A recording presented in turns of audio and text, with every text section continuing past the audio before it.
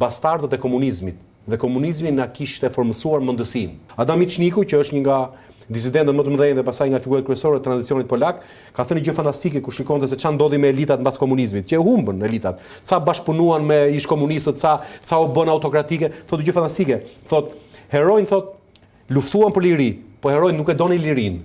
Që do të thotë nuk e dinin çfarë është liria. Pra ne kuptonim që ishte izolim, ne ishim keq dhe duhet të dilim nga kjo gjendje.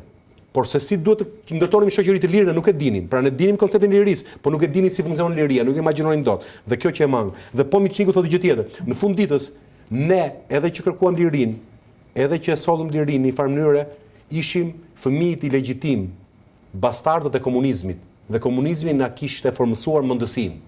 Ne e kapërcyem, jetuam në një shoqëri të re, u munduam të ndërtonim diçka të re, por ama ne nuk ishim fëmijët e vërtet të demokracisë dhe të lirisë, ishim fëmijët bastardë të komunizmit sepse na kishte formësuar mendësinë dhe imagjinata, ai dimensioni shpirtëror, ajo që mund të bëni ishte shumë e kufizuar sepse vinte nga imitime dhe nuk vinte nga diçka që ti e ndjen. Pra je lindur, je rritur dhe e ndjen dhe edhe e zbaton në praktikë. Kështu që po çfarë peshë kanë patur këto në procesin e demokratizimit të vendit? Dhe një nga gjërat që mua nuk më pëlqen me dhjetorin, po me shumë gjëra që ne kemi është që ne egzagjerojmë heroizmat tonë.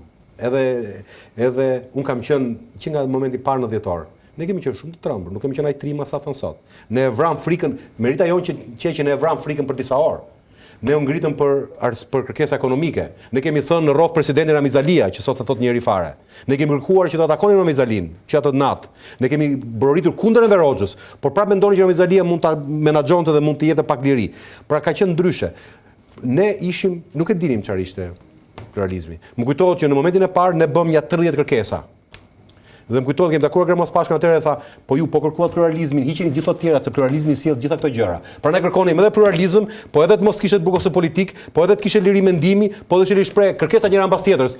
Dhe Gramozi mbaj mend ta tha, po ju po zgjodh pluralizmin, pluralizmi sjell edhe lirinë e mendimit, edhe lirinë e fesë, edhe lirinë e veprimit dhe nuk ka burgosë politik.